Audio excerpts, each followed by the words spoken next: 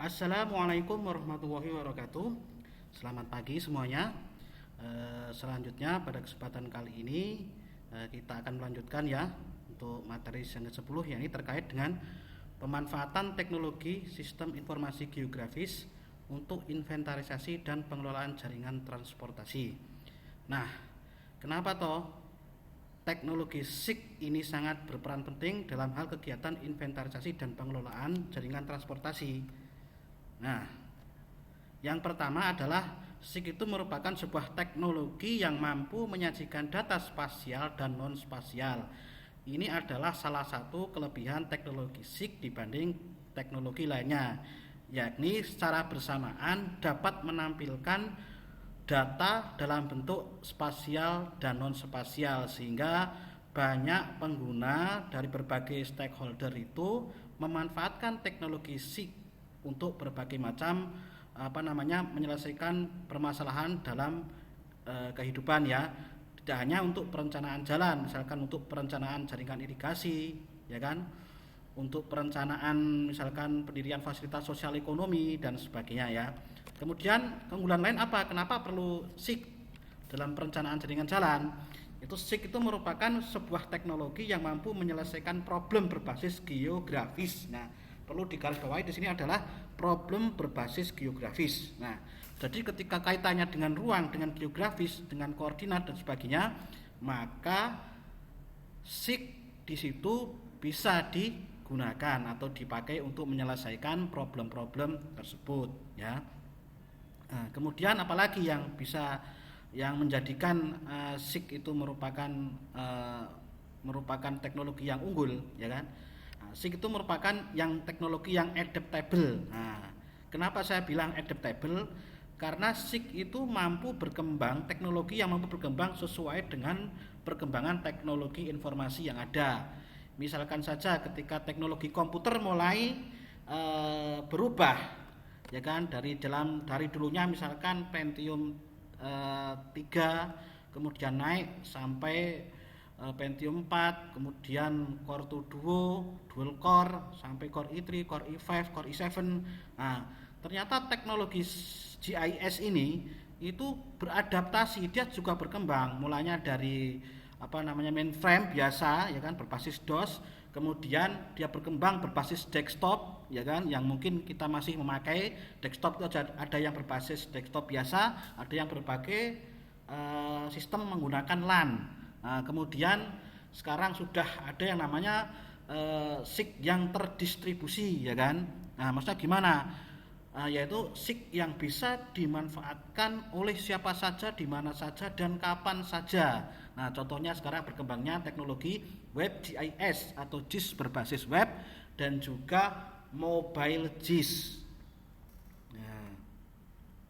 Nah, ini adalah salah satu tren perkembangan teknologi GIS yang sudah tadi saya sampaikan, dipaparkan bahwasanya teknologi SIG ini dari dulu sampai sekarang ternyata memiliki perkembangan dan semakin maju. Nah, itu kan terkait dengan aksesibilitas, itu kemudahan penggunaan, itu ternyata dia semakin mudah digunakan, semakin mudah dijangkau, semakin mudah diakses, ya kan. Jadi siapa saja dapat mengakses, orang dari mana saja dapat mengakses, ya kan. Waktunya juga semakin cepat. Kalau dulu misalkan desktop harus buka laptop dulu, nah sekarang ketika sudah berbasis web, dimanapun ketika kita punya akses internet, kita bisa memakainya, jadi lebih cepat, ya kan. Nah, kemudian ini adalah beberapa platform atau perusahaan yang sekarang memanfaatkan teknologi mobile GIS atau mobile SIG, ya kan. Nah, ini tentu ini berbasis web ya, ini sudah berbasis web. Nah, salah satunya ada yang misalkan kita setiap hari pakai, ada Gojek, ya kan. Nah, kemudian ada Grab, kemudian ada Uber. Nah, 3 raksasa teknologi dalam bidang transportasi itu ternyata sudah memanfaatkan teknologi GIS. Nah, sehingga kita sebagai seorang geograf tentunya di sini kita harus mempunyai kompetensi di bidang itu, ya kan. Kalau bisa kita terjun langsung, ya kan. Nah, terjun langsung, entah itu mulai meniti karir membuat sendiri atau masuk ke dalam perusahaan-perusahaan yang menggunakan platform GIS, ya kan. Nah, ini adalah salah satu aplikasi daripada pemanfaatan teknologi GIS untuk kegiatan inventarisasi jalan dan jembatan, ya kan. Nah, di sini kita lihat di sini semua yang namanya ini kode titik-titik ini. Nah, ini ketika kita klik, nah maka dia akan muncul informasinya, ya kan. Nah, ini masih sama tadi. Nah, ketika kita zoom detailkan, kita klik, nah akan muncul informasi semacam seperti ini ya. Nah, ketika diklik lagi maka dia nanti akan keluar informasi yang detail.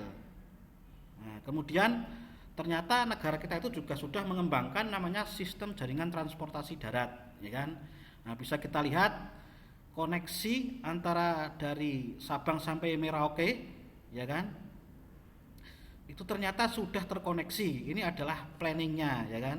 Semua wilayah NKRI ini terkoneksi dari satu titik ke titik lain. Nah, ini adalah planningnya. Mengapa kita sebagai seorang geograf itu penting mempelajari teknologi ini? Karena teknologi ini dapat membantu kita dalam nanti kegiatan planning, perencanaan, ya kan.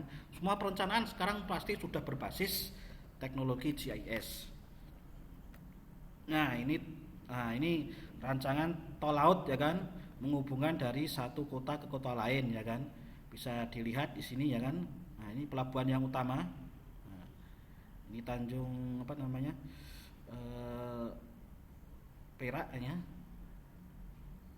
Nah, ini Semarang, Tanjung Priok, maaf, ini Tanjung Priok Jakarta. Ini Semarang, ya. Oke, jadi sudah dengan adanya perencanaan yang semacam seperti ini ternyata membantu seorang analis, misalkan di sini analis Dishub, nah, ya kan, atau analis Kementerian Perhubungan dalam mendesain nanti bagaimana nanti perencanaan jalur darat, nah, jalur laut dan juga darat, ya kan. Nah, kemudian ini juga rute penerbangan itu juga memerlukan teknologi GIS, karena kalau ketika tidak diatur rutenya bahaya nanti, ya kan, ketinggian nggak diatur nanti bisa bertabrakan, ya kan. Sehingga memang teknologi GIS itu penting kaitannya terkait dengan perencanaan transportasi.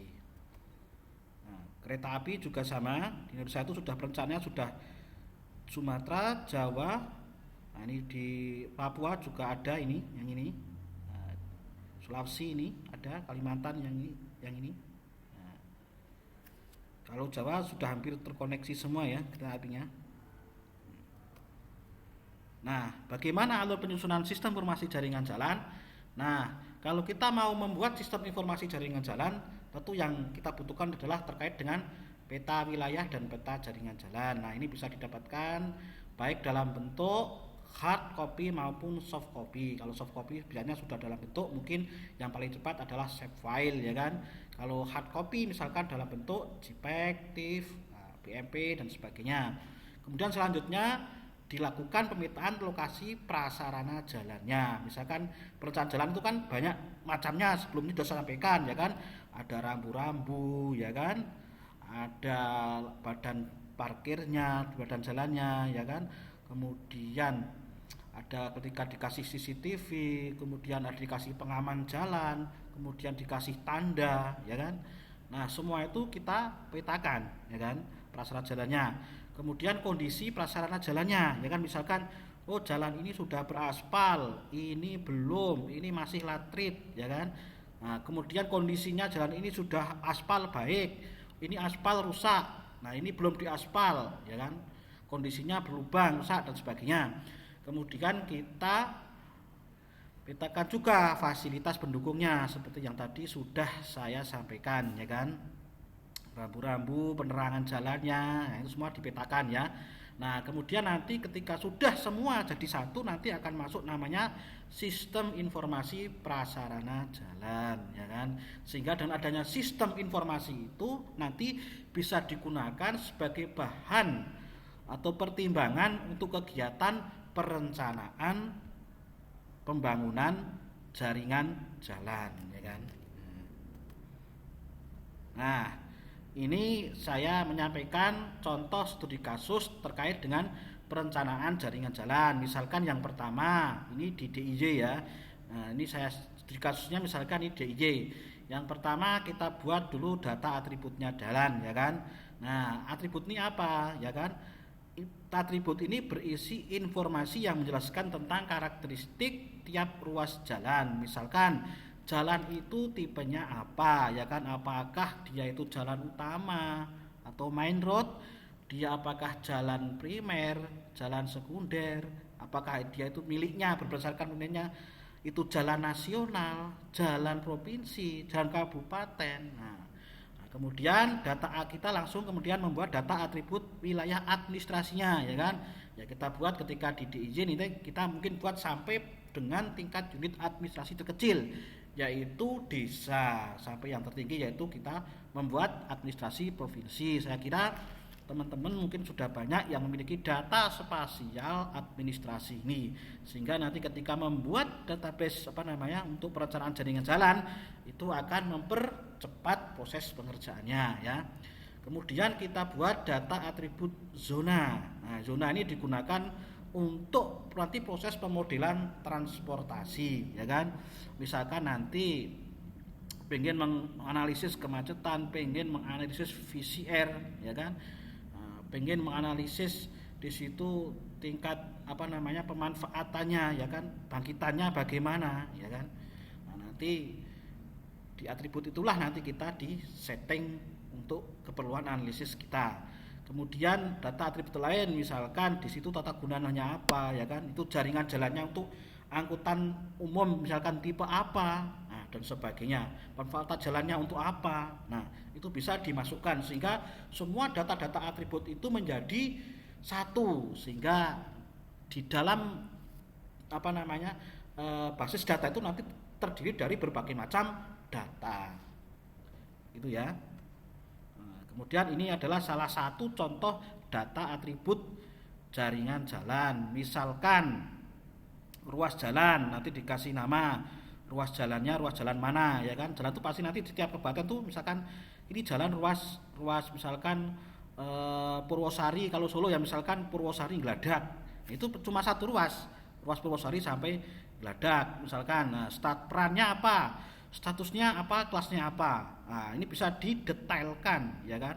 Nah, sub tipe data atributnya ya kan. Kelas jalan misalkan dia tipe datanya kita buat string ya kan. Nilai nolnya ya, dengan misalkan itu defaultnya berapa. Panjang karakternya misalkan supaya ketika kelas jalan namanya panjang ya kita buat aja. Misalkan ditambah 100 sudah masalah. Nah, kemudian untuk pembagiannya, deskripsinya ini yang penting ya. Nah, misalkan di jalan tadi saya contohkan adalah jalan Purwosari ke Slamet Riyadi ya, misalkan tipenya jalan kelas 1, nah, kelas 2, kelas 3A, kelas 3B atau 3C. Nah, kalau secara nyata saya yakin untuk jalan yang itu adalah tipe kelas 1 atau 2 ya. Nah, ini mungkin bisa dicek di materi sebelumnya yang sudah saya jelaskan terkait dengan sarana prasarana pendukung transportasi dan lalu lintas ya. Nah, kemudian data atribut jaringan jalan atau statusnya sekarang ya kan, tadi kan kelasnya, sekarang statusnya ya kan. Nah, ini string juga ya karena nama ya kan, apakah itu kepemilikannya jalan nasional sehingga ketika berada di kota Surakarta ketika jalan nasional maka yang bertanggung jawab adalah nasional, yakni negara atau pemerintah pusat ya dalam hal ini. Ketika itu jalan provinsi maka yang bertanggung jawab nah itu nanti adalah provinsi. Ketika itu jalannya masuk kabupaten atau kota madya maka yang bertanggung adalah kota madya. Tapi bisa juga nanti misalkan kalau anggarannya mencukupi bisa saja ya kan provinsi memperbaiki jalan kabupaten dan sebagainya ya, atau mungkin kabupaten membiayai jalan yang provinsi karena sebuah urgensi tertentu yang memang mengharuskan segera ditangani, maka ketika provinsinya mungkin administrasinya agak lama mungkin kabupaten bisa menangani terlebih dahulu. Sehingga penamaan itu penting itu karena ini terkait dengan kewenangan ya. Kemudian peran. Nah, tadi sudah sampaikan peran ini kaitannya dengan kelas jalan ini ya. Ketika jalan arteri, kemudian ketika jalan kolektor, maka dia ya hanya bisa dilalui misalkan arteri kelas semua bisa memenuhi ya kalau arteri ya misalkan itu. Kalau yang lokal ini mungkin sekarang hanya bisa dilalui oleh yang kelas mobil kelas jalan yang 3C ya, ini kan ketika 3B dan sebagainya ya.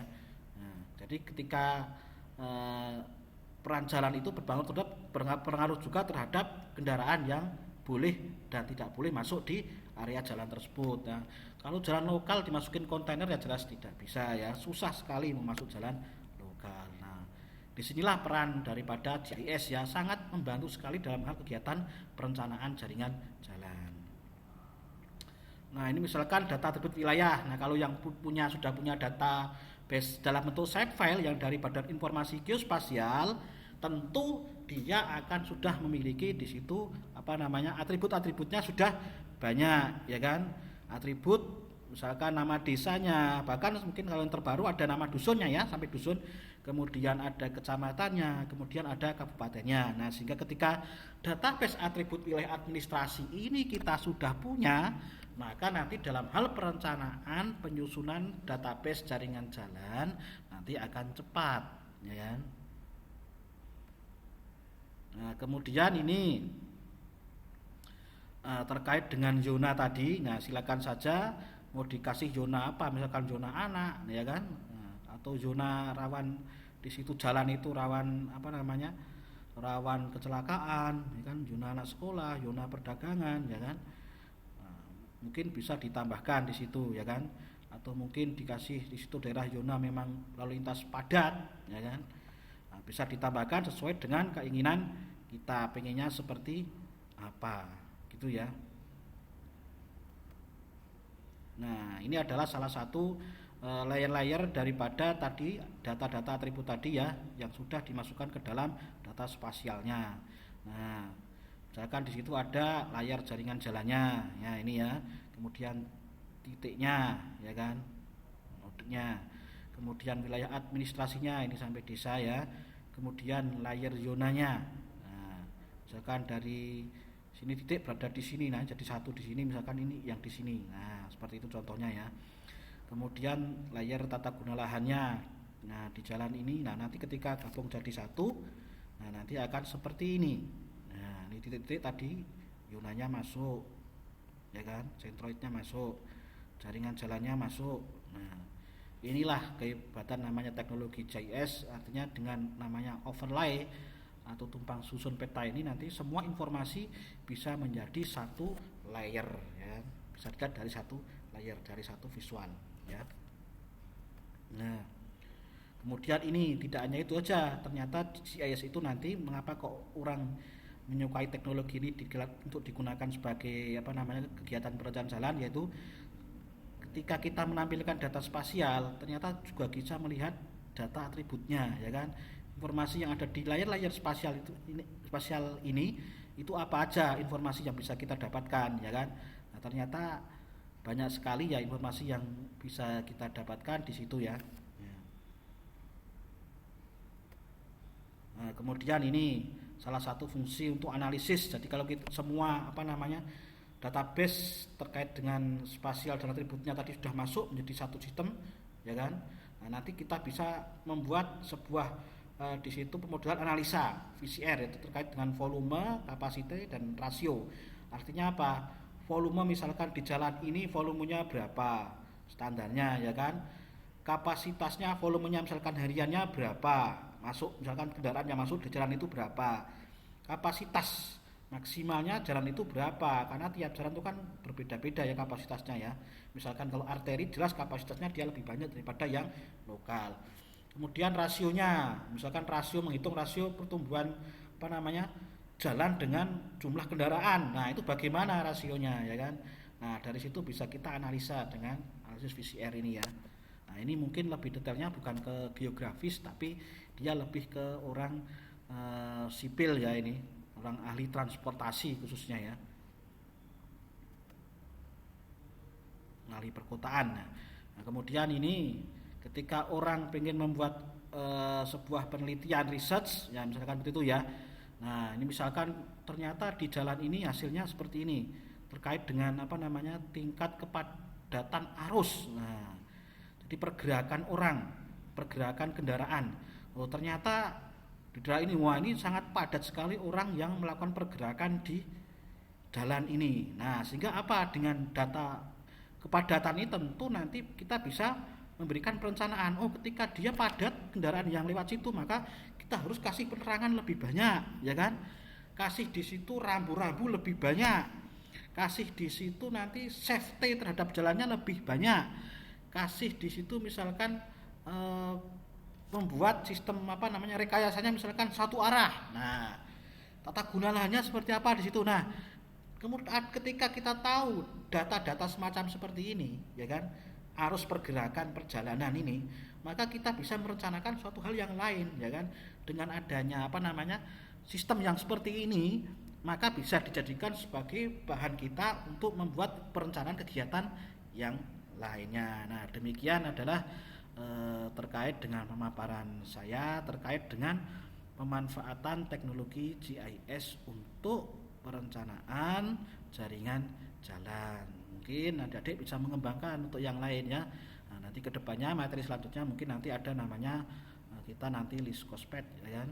Bagaimana perencanaan jaringan jalan untuk trayek-trayek, nah sebagainya, ya kan, sehingga atau mungkin nanti untuk jaringan jalan untuk kegiatan kebencanaan, misalkan untuk pemadam kebakaran, sehingga nanti dalam analisa itu nanti kita pilihkan jalan yang tercepat ke arah itu ketika ada ambulan dengan berbagai halangan dari tengah yang ada, itu lewat jalur yang mana. Nah, itu kedepannya seperti itu ya. Nah, mungkin ini saja yang bisa saya sampaikan dalam materi yang ke-10 ini. Apabila ada pertanyaan silahkan hubungi saya. Apabila tidak ada ya alhamdulillah, nanti saya anggap semua sudah paham dan sudah tahu, dan saya kira materi ini memang aplikatif sekali ya, sehingga nanti saya harapkan setiap mahasiswa paham betul apa yang mau bisa ia lakukan dengan teknologi GIS tersebut ya. Nah, demikian penyampaian sedikit dari saya, semoga dapat membantu memahami materi ini. Apabila ada kesalahan dalam penyampaian, saya mohon maaf. Terima kasih atas atensinya. Saya akhiri. Billahi taufiq wal hidayah. Wassalamualaikum warahmatullahi wabarakatuh.